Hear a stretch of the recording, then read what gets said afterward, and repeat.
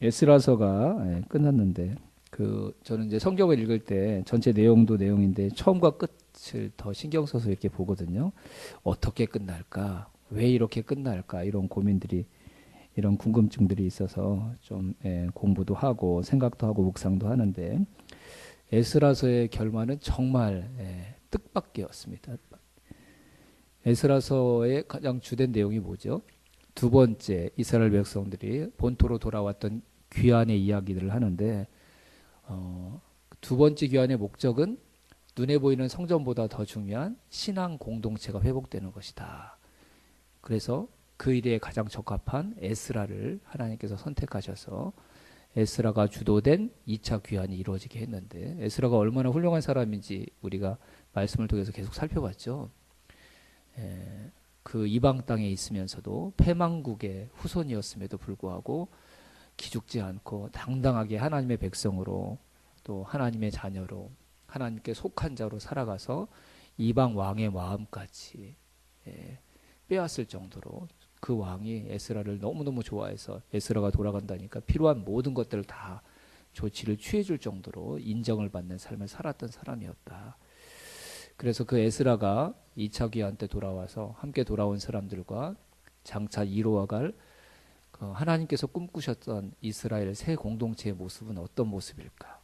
뭐 이런 얘기를 해주고 에스라서가 딱 마무리되면 와, 우리도 저런 공동체를 이루면 되겠다. 뭐 이런 도전도 되고 저기가 우리가 갈 곳이구나. 뭐 이렇게 우리가 뭔가 청사진을 얻는 것 같은 그런 도전도 은혜도 우리가 얻을 수 있을 텐데 에스라서의 마지막은 눈물로 회개하고 나서 이방 여인과 결혼했던 사람들의 명단을 소개하고 딱 끝나거든요. 그래서 그 뒤에 뭐가 있나? 뭐 계속 살펴봐도 아무것도 없어요. 아무것도 없어.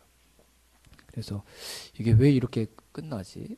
뭔가 좀 어두운 느낌도 들고 뭔가 실패한 건가? 뭐 이런 아쉬움도 남는 그런 결말이어서 왜 이런 에스라서가 이런 내용으로 마무리되고 있는가 좀 이렇게 생각을 해봤습니다.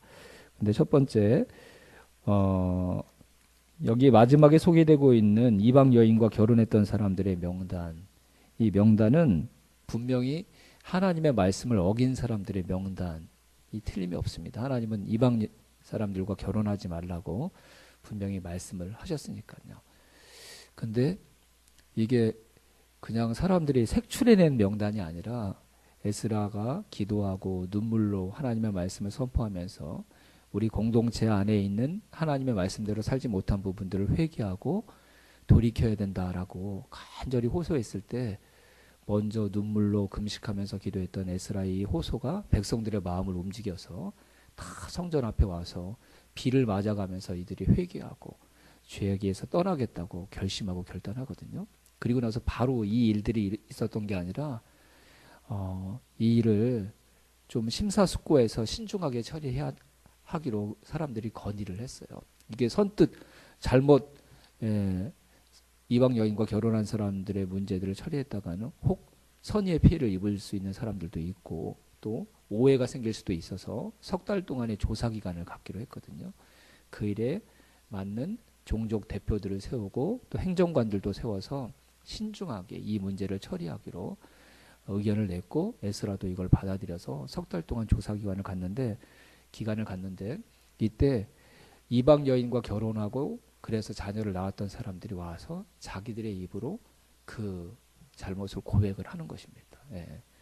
조사단들이 막 지역 곳곳에 흩어져 있는 사람들을 쫓아가서 막 살펴본 게 아니라 조사한 게 아니라 그 사람들에게 와서 자신의 죄를 고백하고 그 다음에 또 한 가지를 더 약속한 게 그러면 이방 여인과 결혼했던 내가 그 여인을 본 민족으로 돌려보내고 그 사이에 아이가 있었다면 그 아이도 그 여인과 함께 떠나도록 하겠다. 그래서 우리 공동체가 하나님께서 원하시는 그 말씀에 어긋난 부분들을 깨끗하게 내 삶부터 정리를 하겠다라고 다짐한 사람, 그리고 그렇게 약속한 대로 실천한 사람들의 명단이 이 에스라서의 마지막 나와 있는 명단입니다.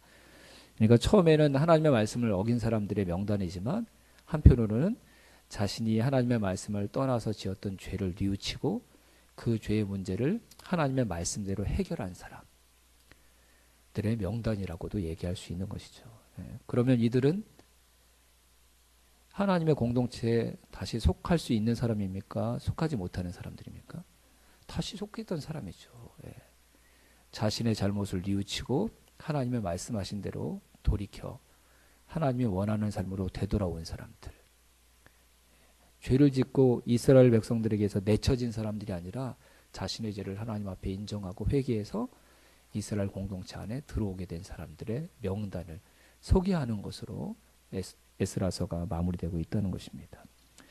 근데 한 가지 좀 우리가 생각해야 될 게, 이방 여인과 결혼하면 하나님이 다 받아주시지 않았냐? 그건 절대로 아닙니다. 좀 균형을 이룰 필요가 있어요. 이방 사람과 결혼해도 그 사람을 받아준 예도 많이 있죠. 그렇죠? 애굽에서 출애굽할 때도 나중에 명단을 보면 이스라엘 민족이 아닌 것처럼 보이는 사람들의 명단도 있거든요. 그 말은 애굽 사람이거나 아니면 가나안으로 들어오는 도중에 하나님 공동체 아래 들어오기를 원했던 사람들은 무조건 다 받아준 건 아니고요. 하나님의 말씀대로 살겠다고 결심한 사람, 이런 사람들은 다 이스라엘 공동체 안에 받아주었다는 것을 우리가 알 수 있습니다. 그리고 우리가 대표적으로 잘 알고 있는 모압 여인이었던 룻, 룻도 이스라엘 공동체 안에 받아들임을 받은 사람이죠. 더더욱 충격적인 건 그 롯의 후손에서 다윗이 태어났고 그 다윗의 후손으로부터 예수님이 태어나셨다는 사실이죠. 그러니까 여러분, 이방 여인을 이방 사람들 다 배제하고 거부했다. 절대 그렇지 않습니다. 그러면 여기서 얘기하는 건 뭔가, 이방 여인과 결혼했는데도 불구하고 이방 여인들이 자기의 남편이 믿는 하나님의 신앙을 함께 동일하게 추구하지 않고 끝까지 자기가 믿는 이방의 신을 섬기겠다고 고집을 피우거나 신앙적으로 하나 되지 못하거나, 그래서 이 가정에서 하나님의 말씀도 섬기는데 이방 신의 명령도 쫓아가야 되는 이런 혼잡함이 있는 가정들을 정리했던 것이다 라고 생각하시면 되고, 지금 이 에스라가 추구하고 있는 이 시기는 새 이스라엘을 새롭게 시작하는 시기이거든요. 근데 처음부터 하나님의 말씀을 정확하게 지켜내지 못한 사람들이 새 이스라엘을 시작하면 나중에는 아무것도 안 되는 거예요. 새 이스라엘 백성들의 하나님께서 요구했던 가장 중요한 건 자신의 가치관, 생각대로 사는 것이 아니라 하나님의 말씀이 기준이 되고 하나님의 말씀이 삶의 길이 되기를 결심한 사람들, 그 사람들이 진짜 이스라엘 백성들이 될 수 있는 것이죠. 혈통이 중요한 게 아니죠. 혈통적으로 따진다면 어떻게 우리가 하나님의 백성들이 될 수 있습니까?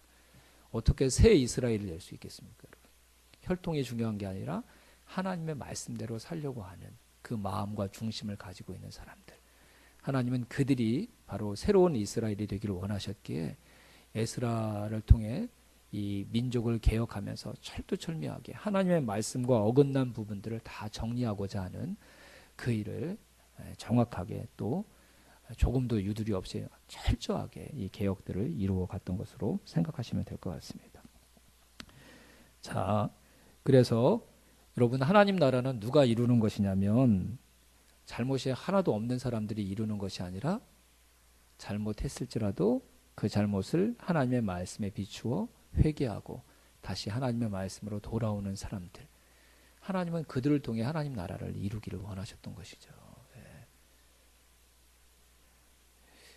우리가 살아있는 동안 하나님 나라가 완성되면 참 좋겠지만, 전 그럴 거라고 꼭 믿지만 그렇지 않을 수도 있는 거 아닌가요, 여러분? 하나님의 나라가 완성되지 않을 수도 있죠. 하나님 나라가 완성되지 않는 그 기간 동안 살아야 되는 사람들은 그럼 무엇을 바라보면서 살아야 될까요, 여러분? 하나님 나라가 완성될 것을 바라보면서 살지만 하나님 나라가 되어 간다는 것이 무슨 의미인지를 생각하면서 살아야죠. 내 때에 하나님 나라가 완성되지 않으니까 나는 마음대로 살아도 된다. 아닙니다. 하나님께서 저와 여러분에게 요구하시고 원하시는 것은 하나님 나라의 완성이 아니라 하나님 나라의 완성을 이루어가는 일을 함께 돕는 사람들이 되는 것이죠. 그럼 우리가 해야 될 일이 뭐죠, 여러분?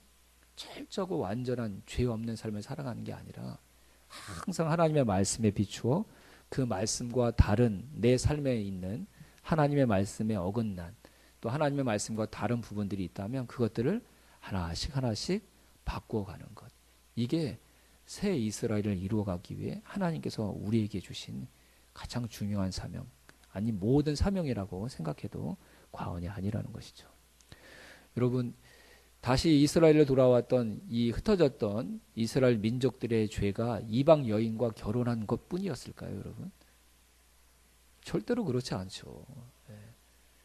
이 문제만 있는 게 아니라 수많은 문제들이, 죄들이 다시 돌아온 이스라엘 백성들 공동체 안에 있을 것입니다. 이미 1세대들은 다 죽고 없어졌고 그 후손들이 이방 땅에서 살아가면서 무엇을 배웠겠어요?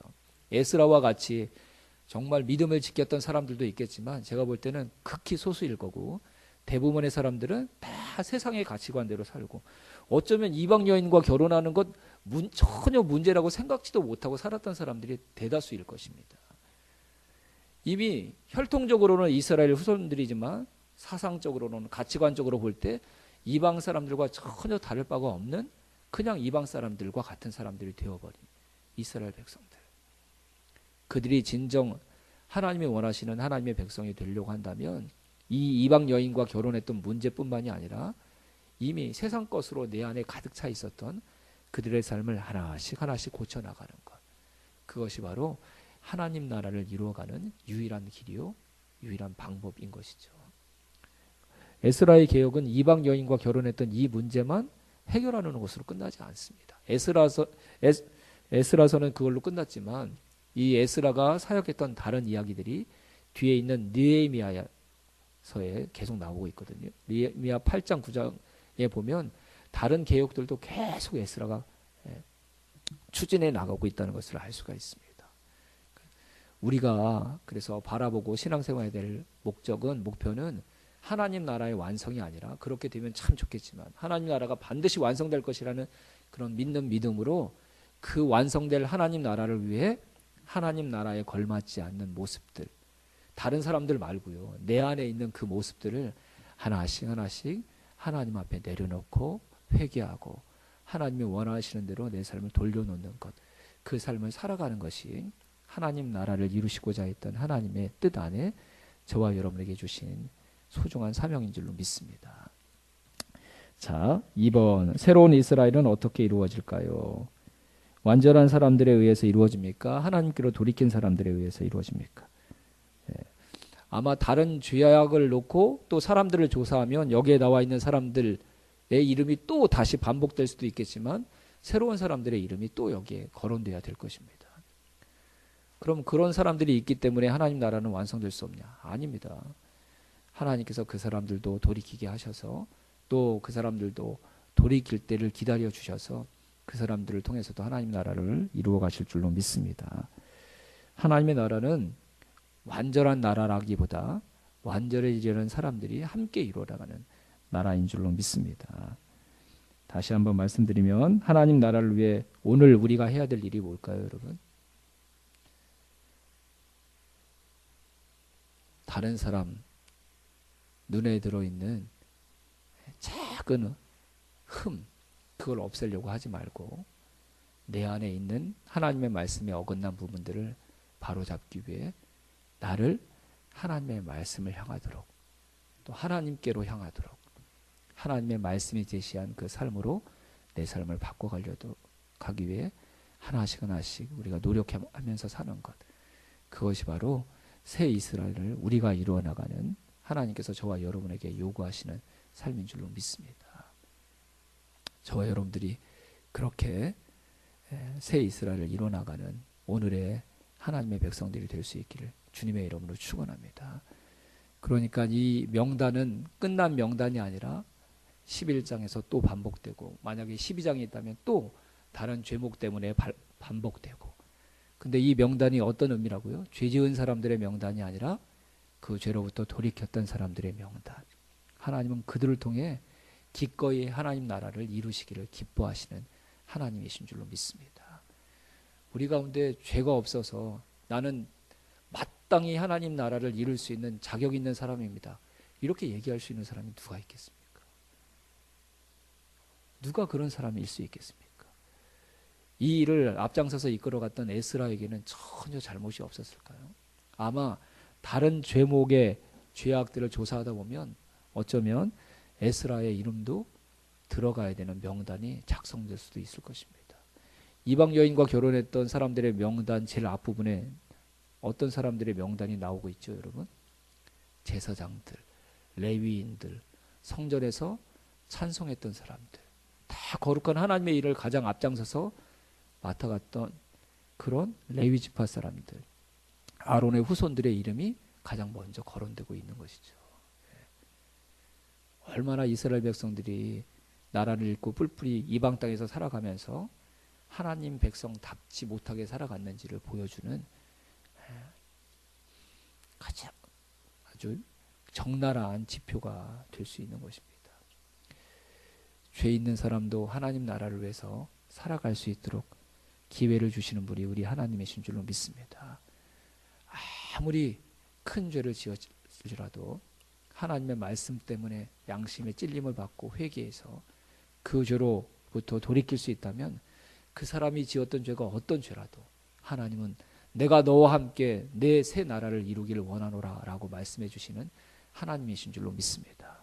하지만 다른 사람의 죄와 비교할 때 죄라고 얘기할 수 없을 정도로 사소하고 작은 죄를 지었을지라도 그 죄를 뉘우치지 않고 돌이키지 않는다면 그 눈에 보이지도 않는 작은 죄 때문에 하나님은 그 사람에게 하나님 나라를 함께 지어가는 기회를 주시지 않는 분이시라는 것도 우리가 기억해야 될 줄로 믿습니다. 정말 제대로 하나님을 믿고 예수님을 믿는 사람이라면 다른 사람의 죄에 신경 쓸 여력이 없습니다. 내 안에 너무나 많은 죄악들이 있기 때문입니다. 내 삶 가운데 하나님의 말씀에 비추어 고쳐야 될 너무나 많이 변질되고 무너진 삶의 어긋난 부분들이 내 안에 너무나 많기 때문입니다. 제가 그냥 드리는 말씀이 아닙니다. 정말 하나뿐인 우리의 인생이 무너질 이 세상이 아니라 영원한 하나님 나라를 위해서 살아가기를 원하신다면 에스라가 백성들 앞에 하나님의 말씀을 공개하고 선포하여 그 말씀 앞에 자신을 돌아보게 해 주었던 것처럼 저와 여러분들도 하나님 말씀으로 저와 여러분의 겉모습만이 아니라 속사람도 날마다 비추어 봐 하나님의 말씀과 맞지 않았던 저와 여러분의 삶을 돌이키는 그 일에 우리가 가지고 있는 모든 힘을, 에너지를, 능력을 다 쏟아 부어야 될 줄로 믿습니다. 그것이 하나님 나라를 이루어가는 유일한 길이요, 유일한 방법입니다. 저와 여러분들이 저와 여러분의 삶을 온전히 돌이키고 바로 세움으로 하나님 나라, 새 이스라엘을 함께 이루어나가는 그 일에 하나님의 가장 선한 동력자가 될 수 있기를 주님의 이름으로 축원합니다.